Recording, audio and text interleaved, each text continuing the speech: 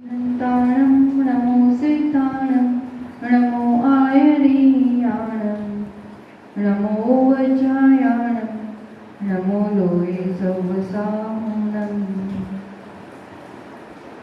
सिद्धांत चक्रवर्ती नेमिचंद्र आचार्य द्वारा रचित गोमटसार जीव कांड का मंगलाचरण। सिद्धं शुद्धं परमीय जिनेन्द्रवर्णेमि चन्द्रमकलङ्कं गुणरयण भूषणोदयं जीवस्य परुवणं उच्चम। पंच परमेश्वरी भगवान की, तपस्वी सम्राट आचार्य सन्मति सागर जी महाराज की, चतुर्थ पट्टाधीश आचार्य रोगन सुनील सागर जी गुरुदेव की,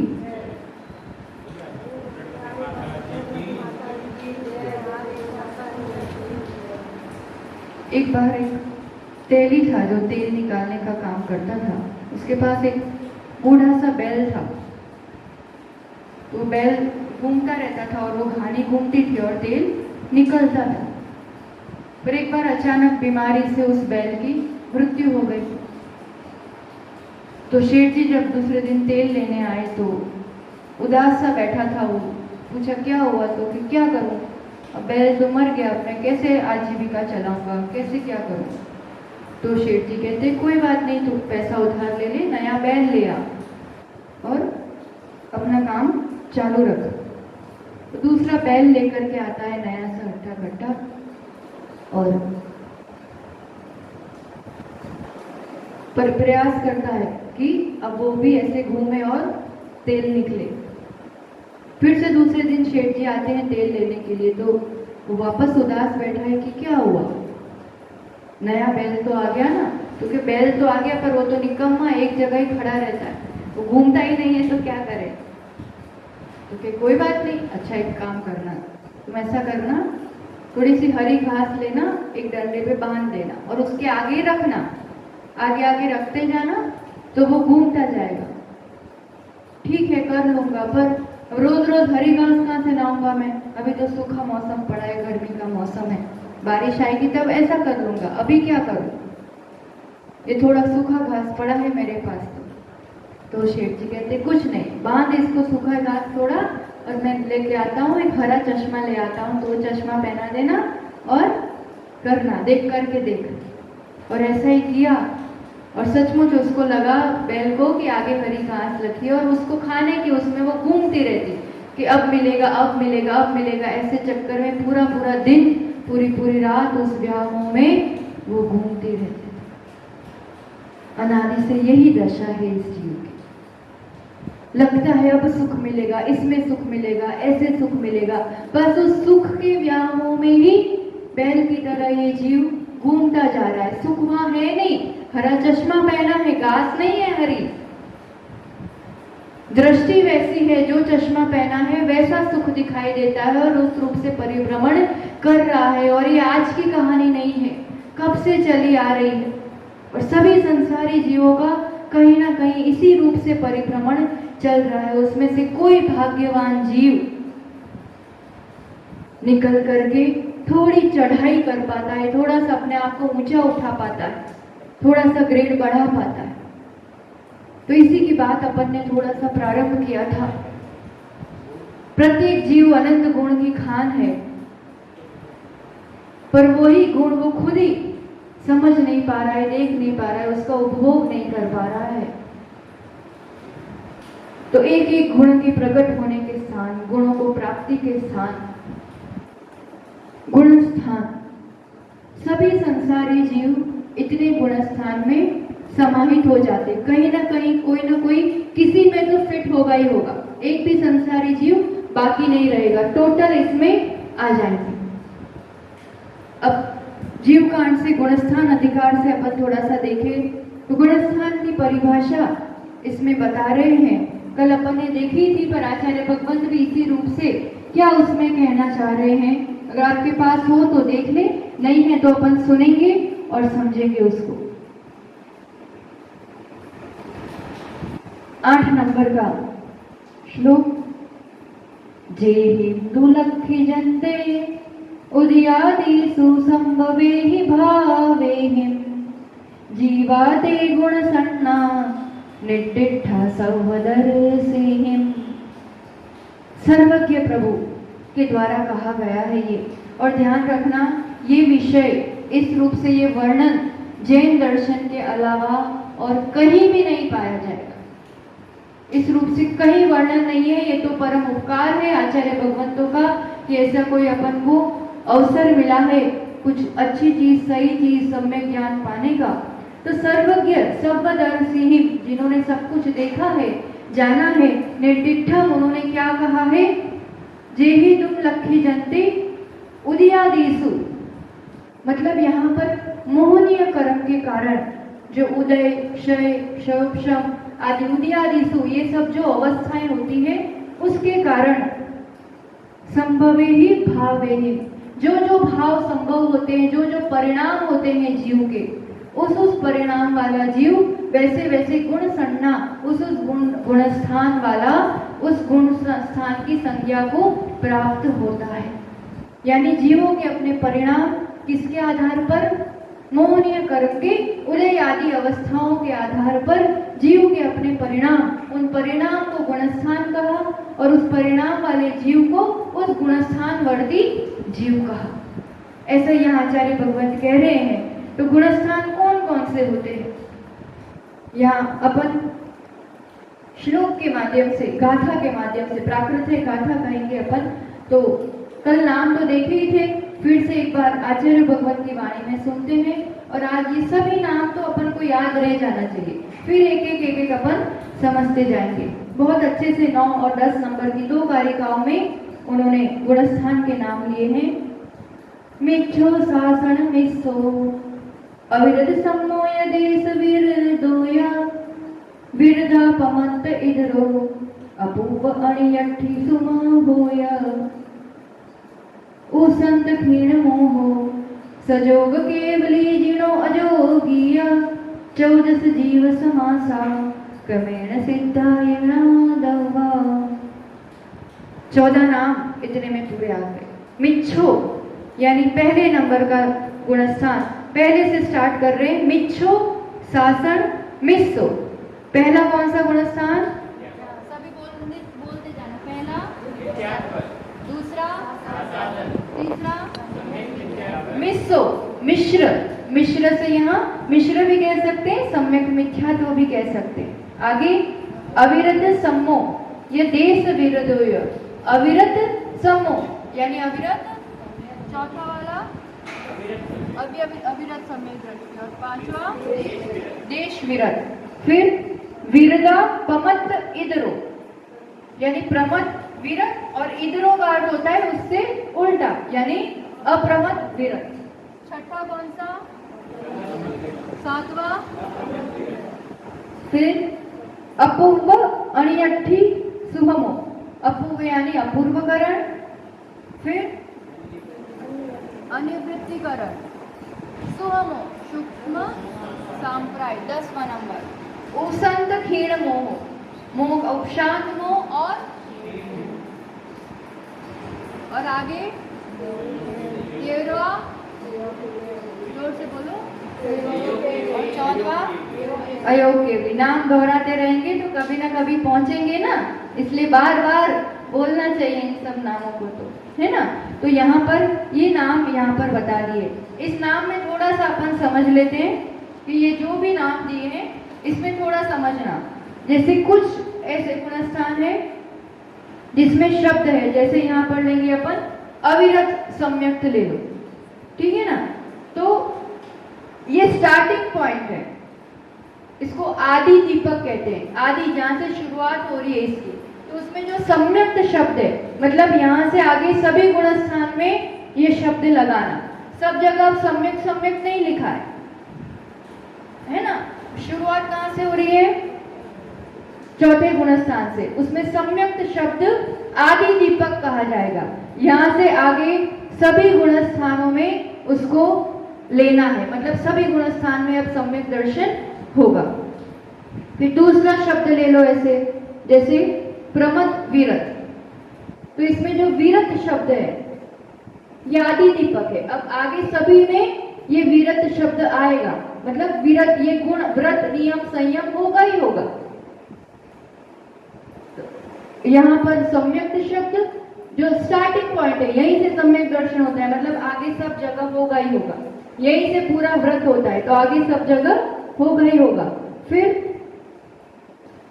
सहयोग केवली, तो केवली शब्द या जिन शब्द आगे वो गुण आगे तक अंत तक रहेगा ही रहेगा, तो ये क्या कहा जाता है? आदि दीपक। 3 शब्द समझ लिए अपन ने, सम्यक्त, विरत और केवली जिन। ऐसे ही मध्य दीपक होता है, मतलब वो शब्द जहां है तो उसके आगे भी होगा जस्ट, उसके पीछे भी होगा। अयोग केवली में केवली शब्द, केवली उसके पीछे वाले गुणस्थान में भी है और आगे भी अंत तक रहेगा। तो लास्ट गुणस्थान में जो केवली शब्द है ये मध्य दीपक कहा जाएगा, उसके पहले भी बाद में भी। और कुछ शब्द ऐसे हैं अंत दीपक की तरह। अंत दीपक मतलब वो एंड पॉइंट है, जैसे ये आदि दीपक देखा था, दैट इज स्टार्टिंग पॉइंट, ये सम्यक्त का स्टार्टिंग पॉइंट है, ये विरत का स्टार्टिंग पॉइंट है।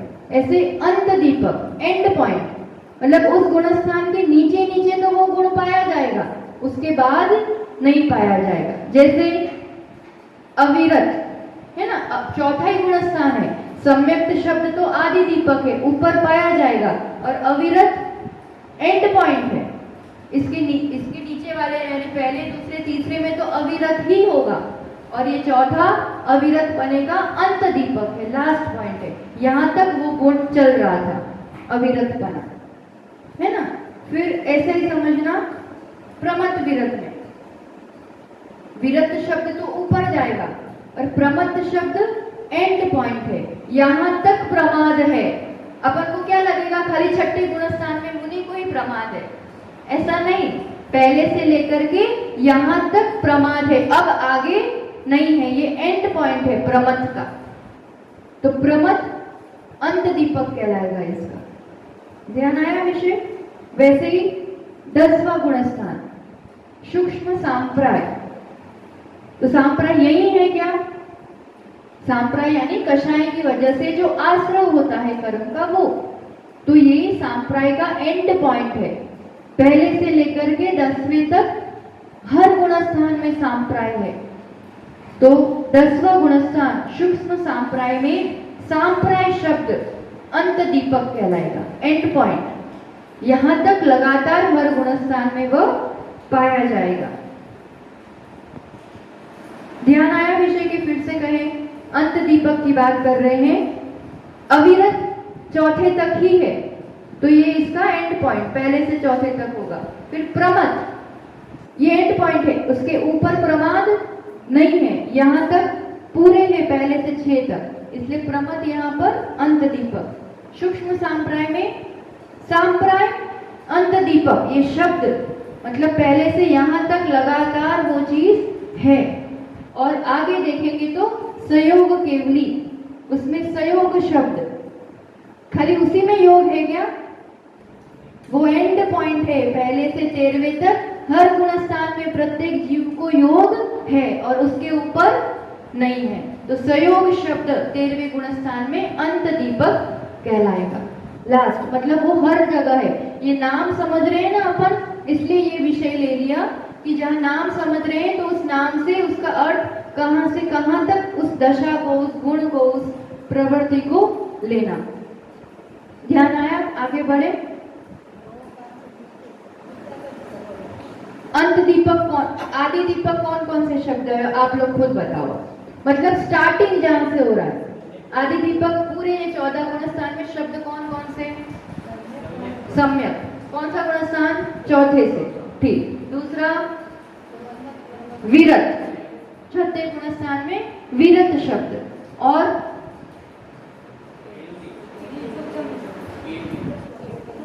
तेरहवें में केवली शब्द, वो स्टार्टिंग पॉइंट है, फिर आगे लास्ट तक पाया जाएगा, ठीक। आदि दीपक डन। अब अंत दीपक, मध्य दीपक ठीक है, इतना इंपॉर्टेंट नहीं है, अयोग केवली पने में लास्ट ही है वो, तो केवली पना उसके पहले भी है और बाद में भी है, केवली शब्द लेना उसमें। मध्य दीपक केवली या जिन शब्द जो भी ले लो।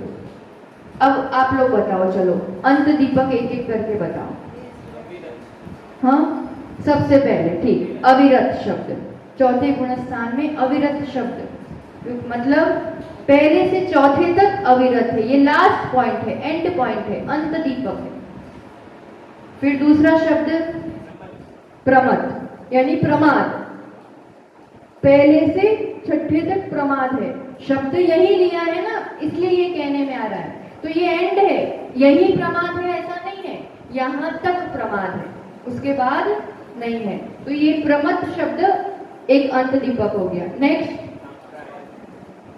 सांप्राय, सांप्राय मतलब कषाय सहित आश्रव, तो कषाय यहां तक है, तो यहां तक वैसा आश्रव हो रहा है, तो सांप्राय शब्द अंत दीपक, पहले से 10वें तक ये पाया जाएगा। नेक्स्ट संयोग, योग सहित, तो यहां तक सभी जीव योग सहित है, तो संयोग शब्द अंत दीपक हो गया।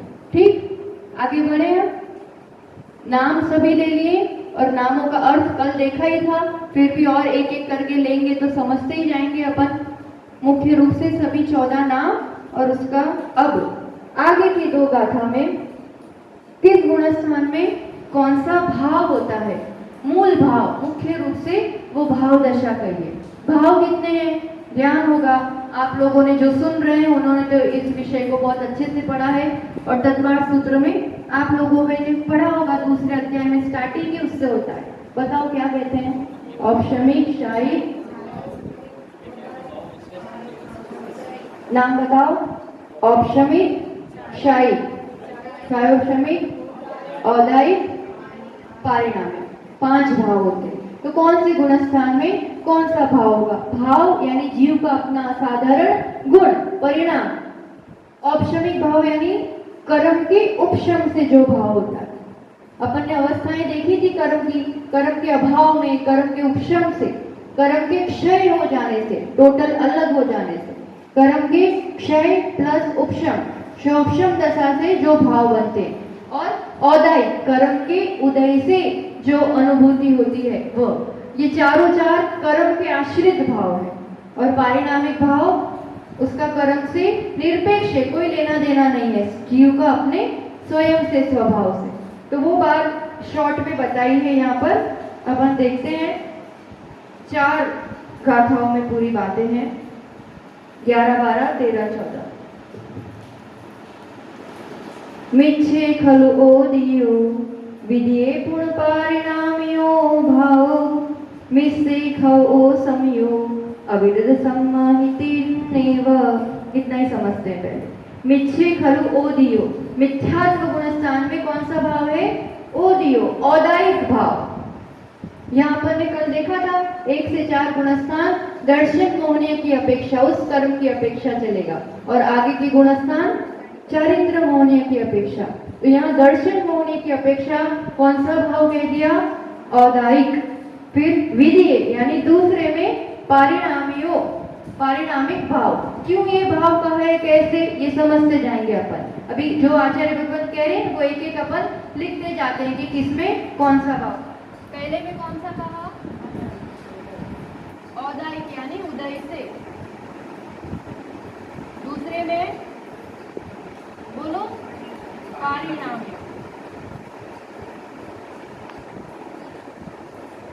तीसरे में मिस्से खौ ओ समयो यानी क्षयोपशमिक भाव तीसरे गुणस्थान में, और अविरत सम्महि यानी चौथे में तिन्नेव, तिन्नेव यानी तीनों, औपशमिक, शायिक और क्षयोपशमिक।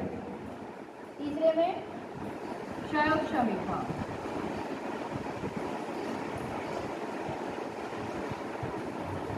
चौथे में तीनों, औपशमिक,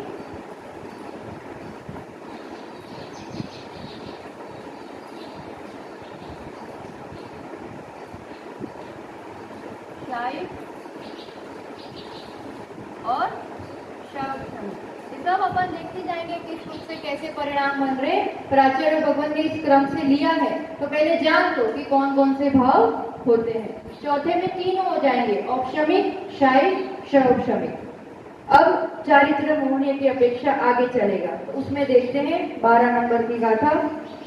एदे भावा नियमा दंसण मोहम पड़ुच्च भणी दाहो चारितम नथी जदो अविरद अंते सुठाणीसु। एदे भावा नियमा, ये जो भाव है मिथ्यात्वादी गुणस्थान से औदयिकादि जो भी भाव का है वो सब चौथे गुणस्थान पर्यंत दर्शन मोहने की अपेक्षा है। इसमें चारित्रम नथी भव, चारित्र मोहनीय की बिल्कुल भी अपेक्षा नहीं है।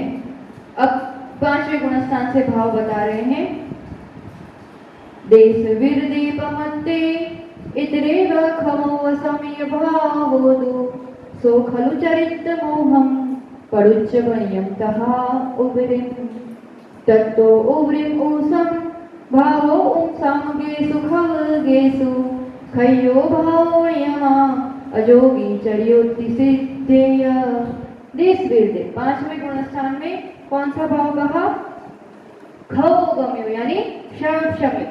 पांचवें में इधरे, पमत्ते और इधरे, प्रमत में और अप्रमत में, तीनों में एक साथ।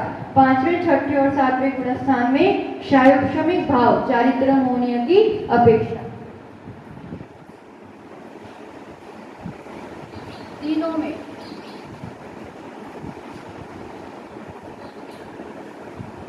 लिख लेना पूरा, क्षमिक भाव आएगा पूरा। और आगे फिर तत्रो उग्रीम संभावो उम सांगेसु खवगेसु, दो प्रकार से होगा आगे, उपशम और शायी। आठवें गुणस्थान से अगर उपशम श्रेणी चढ़ रहे हैं तो 11वें तक कौन सा बनेगा? औपशमिक भाव। इसमें दो प्रकार से लेंगे, आठवें, 8वां, 9वां, 10वां, 11वां, इन सब में उपशम भाव बनेगा। 8, 9, 10, 11 उपशम भाव। और अगर शपक श्रेणी चल रहे हैं, उपशम श्रेणी यानी कर्मों को दबा करके उपशम करके चढ़ना, शपक श्रेणी मतलब कर्मों का क्षय करते हुए चढ़ना। तो उपशम श्रेणी के 1, 2, 3, 4 गुणस्थान, इन चारों में कौन सा होगा? उपशम भाव। और शपक श्रेणी है तो 8, 9, 10, 12वां, इतने गुणस्थान में 11 नहीं आएगा उसमें। 8, 9, 10, 12 इन गुणस्थान में क्षायिक भाव। तो दो प्रकार से लिख लो, 8, 9, 10, 11 उपशम भाव, 8, 9, 10, 12 क्षायिक भाव।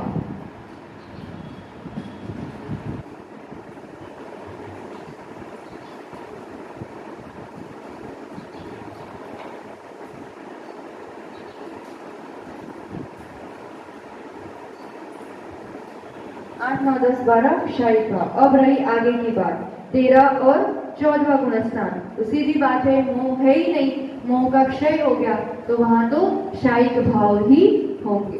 तो इस प्रकार से 5 भाव 14 गुणस्थान में आचार्य भगवान ने अपने लिए बताया। अब शुरुआत किससे होगी? सबसे पहले अपन कौन से फ्लोर पर रहते थे? अभी कहाँ है वो तो बाद में देखेंगे। जब से जीव है तब से कौन से गुणस्थान में है? मोह महामद पियो अनादि भूल आपको भरमतवादी। अनादि काल से मोह रूपी महामद पिया हुआ है। मोह यानी यहाँ पर दर्शन मोह, और दर्शन मोहनियों में भी मिथ्यात्व ये लगा हुआ है। ये किसी के द्वारा डाला नहीं गया है, किया नहीं गया है। जीव का अस्तित्व जब से है तब से कर्म सहित है, और उस कर्म में भी मिथ्यात्व कर्म के सहित ही है। तो मिथ्यात्व ये शब्द से क्या समझ में आता है? मिथ्या तत्व, तत्व यानी जो जैसा है वैसा, यथार्थ, सच्चा, सम्यक। और मिथ्या जो झूठा है, जो भ्रमित है, जो उसका एग्जिस्टेंस ही नहीं है।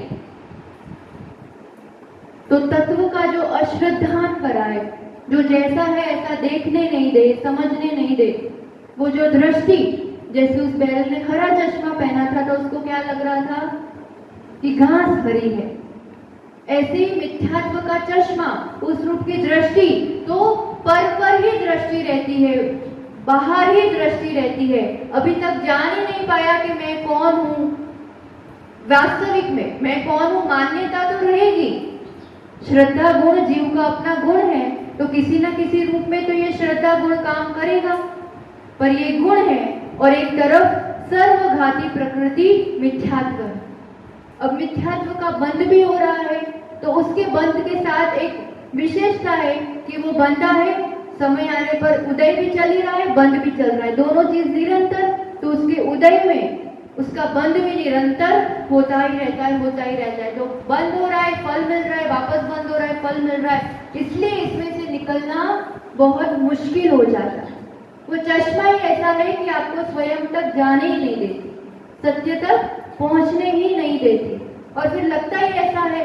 अब उसमें जो पर्याय गई, निकोज से 1 इंद्रिय में, 2 इंद्रिय में, 3 इंद्रिय में, उस सब में तो होश आने का कोई सवाल ही नहीं। घोर मिथ्यात्व और शरीर से ही अपनी पहचान, जैसा अभी कहा ना, मैं कौन हूं, कुछ तो मान्यता रहेगी कि मैं अमुक अमुक हूं, पर आत्म तत्व का बोध दूर दूर तक नहीं होता है। इस शरीर से ही अपनी पहचान, शरीर में ही उसको ही पुष्टि में, उसी में पूरा एनर्जी, ऊर्जा, उपयोग, ज्ञान पूरा उसी में लगता है, निज की पहचान नहीं कर पाते। और फिर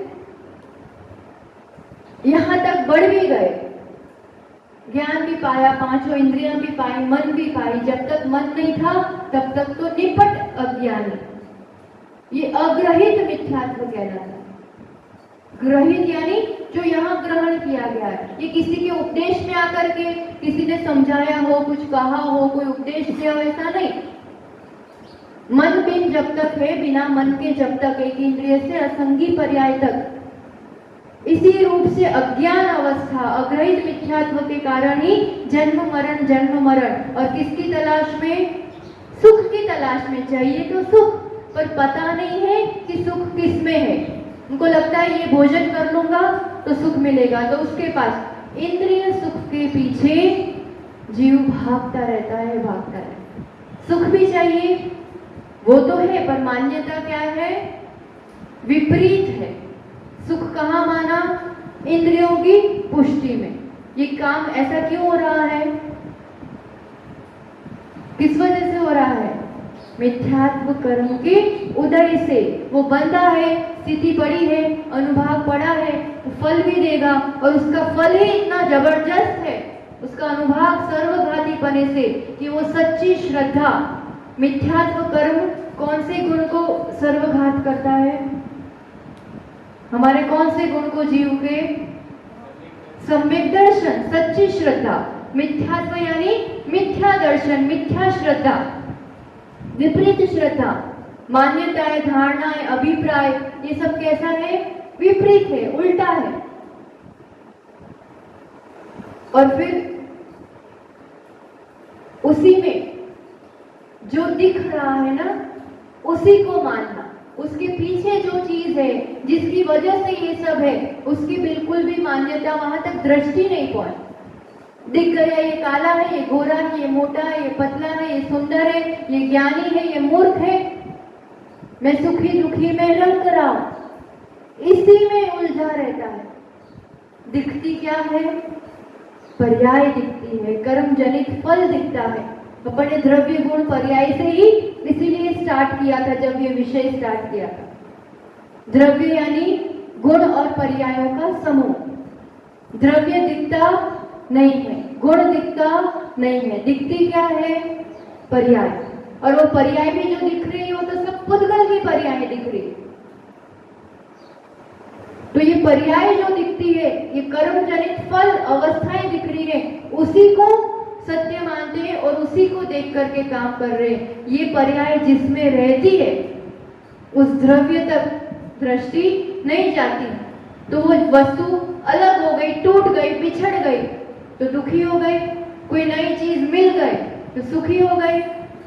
अनुकूलता में इष्ट का, प्रीति का भाव, प्रतिकूलता में दुखी हो जाना, और फिर दुखी भी होकर के दुख अच्छा तो नहीं लगता, तो पराये को दोष देना, इसने चोरी कर दी, इसने गुआ दिया, इसकी वजह से ऐसा हुआ। ये सब जो अभिप्राय है, अभी भी देख लेना, टटोल लेना। कभी भी थोड़ा कुछ दुख आए, प्रतिकूलता आए, तब अगर मन में एक भी बार विचार आता है कि इसकी वजह से हुआ, अमुक की वजह से हुआ, इसने किया, मतलब वो अभिप्राय गलत है। जो कुछ होता है मेरी वजह से, मेरे कर्म, मेरे भाव, ये सब कैसे अभिप्राय है? मिथ्या धारणाएं हैं। अब इस पर्याय में थोड़ा बहुत सुनने मिलता है कि भगवान कुछ होता है, संसार कुछ होता है, कर्म भी कुछ होते हैं। अज्ञान पर्यायों में, मन बिना पर्यायों में तो ये भी कुछ नहीं मिला, वो अग्रहित रूप से चला आया। अब ये ऐसी पर्याय में है अपन जहाँ ग्रहित मिथ्यात्व भी यहां से भी ग्रहण होता है। दूसरों की बातें सुनने से, देखने से, उपदेश से वो ग्रहित मिथ्यात्व कहा जाएगा। किसी ने कह दिया यहाँ जाओ अमुक दुख दूर हो जाएगा, इनको मानो, जिसने जिसको कह दिया उसको मानने लग गए। और फिर अच्छी बात कहे कि आत्मा होती है, कर्म होता है, किसने कहा? कहाँ होता है? दिखाओ। क्योंकि वो दिखता है नहीं है तो जल्दी श्रद्धा में आता नहीं है। पर ये कौन बोल रहा है अंदर से? कहाँ है? किसने कहा? कुछ नहीं होता ये सब, भगवान भगवान कुछ नहीं होते। आज की पीढ़ी को समझाना बहुत मुश्किल है कि भगवान जैसा भी कुछ होता है। और फिर स्वीकार भी करता है कोई कि हाँ ईश्वर होता है, तो ईश्वर ने ऐसा किया, उसकी वजह से वो कर्ता धर्ता के रूप में मान लेते हैं। या तो मानेंगे ही नहीं, मानेंगे तो कर्ता रूप में मानेंगे। तो ये सब क्या हो रहा है? और ईश्वर को क्या? खुद को भी मैं अमुक का करता हूँ, मेरी वजह से परिवार चलता है, मैं कमा के लाता हूँ, मैं अमुक करता हूँ।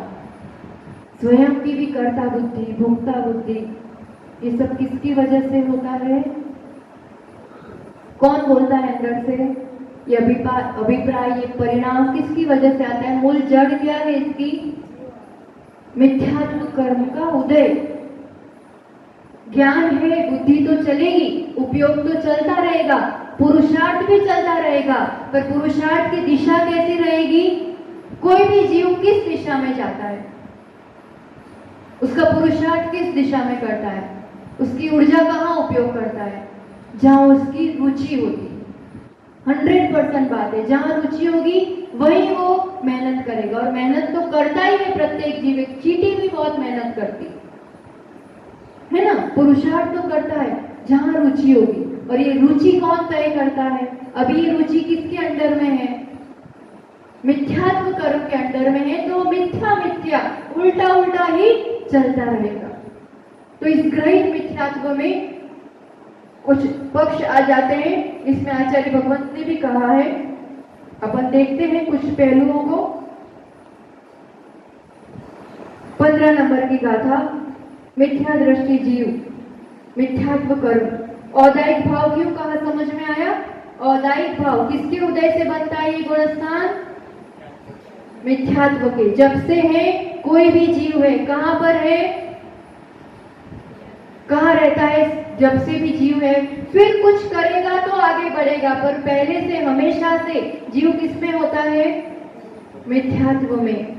गुणस्थान की अपेक्षा मिथ्यात्व में। क्यों? क्योंकि मिथ्यात्व कर्म के उदय से, जब तक मिथ्यात्व कर्म का उदय है तब तक कौन सा गुणस्थान कहलाएगा? कौन से नंबर का? पहला। पहला सुन के खुश नहीं होना। फर्स्ट रैंक आता है तो कोई बहुत खुश हो जाता है कि चलो अपना फर्स्ट रैंक है। इसमें फर्स्ट रैंक वाली खुशी वाली कोई बात नहीं है। अभी तो यात्रा प्रारंभ ही नहीं हुई है। मोह से मोक्ष की यात्रा अपन देख रहे हैं। यहाँ तो अभी 0 पे हुआ, बस गोल गोल घूम रहे हो, ऊपर नहीं चढ़े हो। तो ये खुशी वाली बात नहीं। सबसे नीचे के स्थान पर जीव होता है। तो मिथ्यात्व की परिभाषा कर रहे हैं, मिच्छोदयेन मिच्छत् मदसत्तहणं तु तच्च अर्थाणम् एयन्तं विवरीयं वीणयं संसदीयमन्नाणम् एयन्त बुद्धदर्शी विव्रियो भगवतावसो विनयो इंदो संशयो मक्कड़ियो चेव अन्नानि। प्रकार में बता दिए यहाँ। पहले मिच्छोदयन, मिथ्यात्व प्रकृति के उदय से होने वाले। मिच्छत्तम सत्तहणम, श्रद्धा कैसी हो जाती है? मिथ्या रूप हो जाती है। क्यों?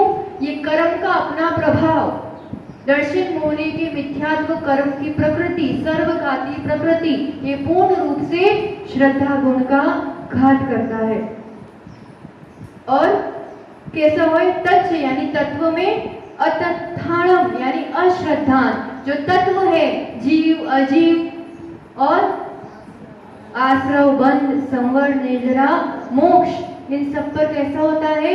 अश्रद्धान। मोक्ष जैसी कोई चीज है भी कि नहीं, क्या पता, किसने देखी? कष्ट होता है, ये साधु बनना है, तप करना, त्याग करना, अपन तो खाओ पियो मौज करो। निर्जरा तत्व आदि की भूल है, कुछ भी हुआ जरा से में खुश, जरा से में नाराज, जो कर्म बांधा है, आश्रम किया है, इसमें विपरीत बुद्धि चलती है, बंध मेरे कारण है, ये सब चीज उनको समझ में नहीं आती है। ये तत्व में, तत्व तो है, मेरा भी अस्तित्व है, पर श्रद्धान कैसा है? विपरीत है, ये अग्रहित पने से चला आ रहा है। एयंतम, ये कितने प्रकार से है? प्रकार बता रहे हैं यहाँ पर 5। एयंतम यानी एकांत, विव्रियम विपरीत, विनयम विनय, संशय और अन्नाणम यानी अज्ञान। आप सभी बोलते हो ना आलोचना पाठ में, बोलो एक बार। विपरीत एकांत विनय के,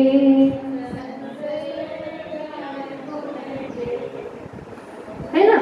ये 5 शब्द याद रख लो, ये सब अभी यहाँ से ग्रहण किए जाने वाला मिथ्यात्व है। एक तो तत्व का अश्रद्धान, वो तो लगातार चला ही आ रहा है, आज तक तत्व का बोध मिला ही नहीं, तो जो मिथ्यात्व की वजह से विपरीत चला ही आ रहा है, फिर यहाँ पर भी वैसा श्रद्धान होता है। एकांत, ये प्रकार बता दिए ग्रहित मिथ्यात्व के। एकांत मिथ्यात्व मतलब एकांत पक्ष से ही बुद्धि चलती है।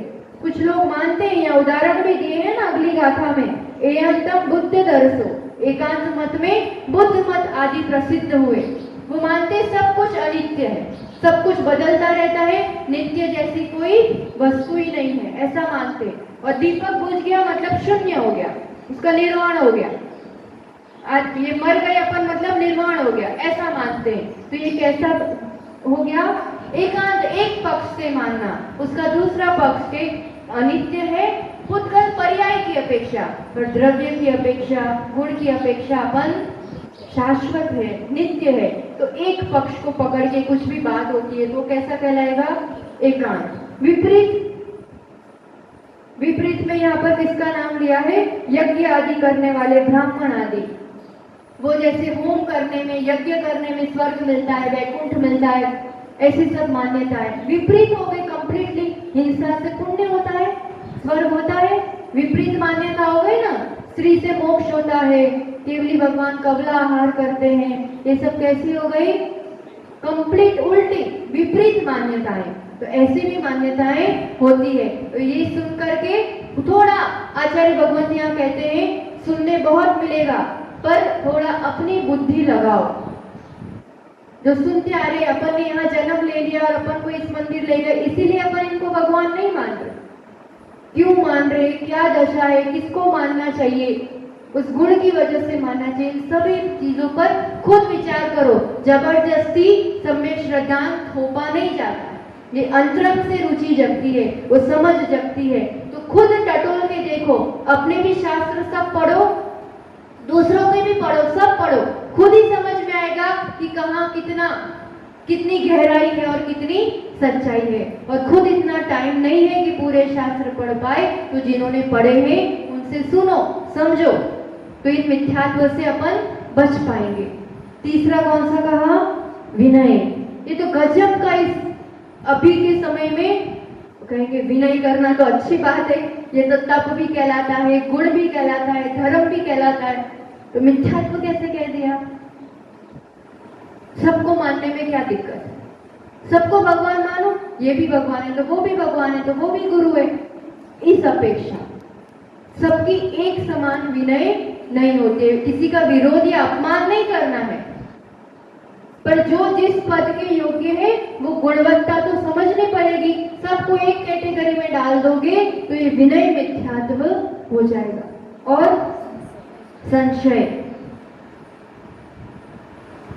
डाउट होना कि मोक्ष है कि नहीं, ये मोक्ष मार्ग सही है कि नहीं, इससे सुख मिलता है कि नहीं, इस रूप से जो भी संशय आदि होता है वो, इसमें इंद्र नामक श्वेतांबर गुरु आदि का नाम दिया है उन्होंने। और लास्ट में अज्ञान, अज्ञान में मत्सरी, मुसलमान सन्यासी आदि, ये तो आचार्य भगवंतों ने दिया है। बाकी अज्ञान तो एक इंद्रिय पर्याय से लगातार अज्ञान, यानी बिल्कुल भी इस संबंधी कुछ भी होश ही नहीं है, पता ही नहीं है कि क्या कर रहे हैं, क्या हितकारी है, कैसे करना चाहिए, बस करे जाते हैं। तो इस रूप से ये अपन ने इतने मिथ्यात्व, ये सभी जो परिभाषा या जो लक्षण अपन ने देखे, किस टाइप के लक्षण मिथ्यात्व गुण में लगातार चले ही आ रहे हैं। और यहाँ भी जितनी कुदेव, कुधर्म, कुगुरु आदि की मान्यताएं होंगी, ये सब मिथ्यात्व को बढ़ाने वाली होंगी। ये सब छड़ाला आदि में भी पढ़ाई होगा, तो उसको विस्तृत नहीं ले रहे अपन कि कुदेव किसे कहेंगे, कुगुरु किसे कहेंगे। अपन तो ये गुणस्थान में हमेशा से जीव है, यहाँ इस पर्याय तक पहुंचे तो इस ग्रहित मिथ्यात्व से दुखी होगा। मिथ्यात्व कर्म का उदय से ये अवस्था तो रहती ही रहती है। अब ये कर्म का अभाव कैसे होता है, आगे कैसे चढ़ते हैं, ये अपन दूसरा, तीसरा, चौथा गुणस्थान आदि भी देखेंगे। तो इसका लक्षण आचार्य भगवान 70वें कारिका में बता रहे हैं, उदाहरण देते हुए कि जैसे ज्वर से पीड़ित रोगी को मधुर रस नहीं सुहाता है, ऐसे मिथ्या दृष्टि जीव को धर्म नहीं सुहाता है। कोई अपने में से हो या अपन समझ कहते रहे धर्म करो, पर नहीं सुहाता है, नहीं रुचता है, मतलब मिथ्यात्व का तीव्र उदय चल रहा है। बड़े से बड़े साइंटिस्ट हो जाना, बड़े से बड़े पदाधिकारी हो जाना, बड़े से बड़े पद पर धनवान हो जाना, व्यापारी हो जाना, इससे जीवन की उपलब्धियां या सफलता का मापदंड नहीं है। ये कितना ही हासिल कर लो, कुछ पुण्य से शायद हासिल हो भी जाए, पर गुणस्थान कौन सा कहलाएगा जब तक स्वयं का बोध नहीं है कि मैं कौन हूँ, और ये सब कर्माधीन दशाएं हैं, ये बोध नहीं होता है, तब तक ये कुछ भी उपलब्ध कर लो बाहर से, गुणस्थान कौन सा रहेगा, मिथ्यात्व ही रहेगा। इसलिए बाह्य उपलब्धियां नहीं, गुणस्थान की वृद्धि जीवन की सफलता और सार्थकता का मापदंड है। तो मिथ्यात्व गुणस्थान अनादि से है, मिथ्यात्व के उदय से, ये औदायिक भाव दशा से ये मिथ्यात्व गुणस्थान बना रहता है। मिथ्या मान्यता, मिथ्या धारणा, तत्व के प्रति विपरीत आदि श्रद्धान, अज्ञान, स्वयं का बोध नहीं, पर दृष्टि, बहिरात्मा दशा, ये सब क्या कहलाएगा, मिथ्यात्व गुणस्थान। तो आगे के गुणस्थान में कैसे पहुंचते हैं, क्या करना पड़ता है, कौन पहुंच सकते हैं, ये सब अपन देखेंगे। मिथ्यात्व गुणस्थान में तो चारों गति के जीव होते हैं, सभी पाए जाते हैं, कोई भी ऐसा नहीं है जो इसमें ना गया हो, ना कोई भी इससे ही गुजर के आगे बढ़ा जाता है। तो किस रूप से आगे बढ़ेंगे अपन देखेंगे कल। आज के लिए इतना ही। जिनवाणी स्तुति के साथ ये विषय ध्यान आ गया होगा, और ठीक है, नाम गुणस्थान के याद कर लेना, तो कल अपन आगे इसको समझेंगे। जिनवाणी के ज्ञान से सूझे लोकालो, सो वाणी मस्तक नमो सदा देते हूँ दो। हे जिनवाणी भारती तो मैं जपू दिन रहे, जो तेरा शरणागति सो पावे सुख जैन। 9 बार नमो।